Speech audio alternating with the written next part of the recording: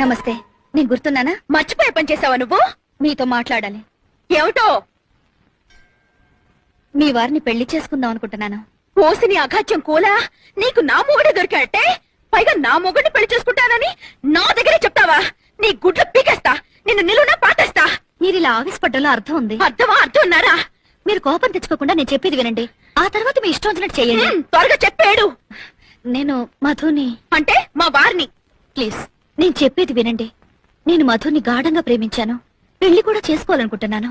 అనుకుంటావు. ఎందుకు అనుకో? కాస్త శాంతంగా వినండి. మధుని పెళ్లి చేసుకోకపోతే నేను చచ్చిపోతాను.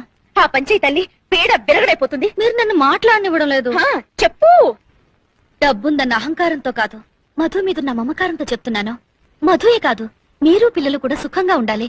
అందుకని మధుని పెళ్లి చేసుకోవడానికి మీరు అనుమతిస్తే మీకు ₹1,00,00,000 ఇస్తాను.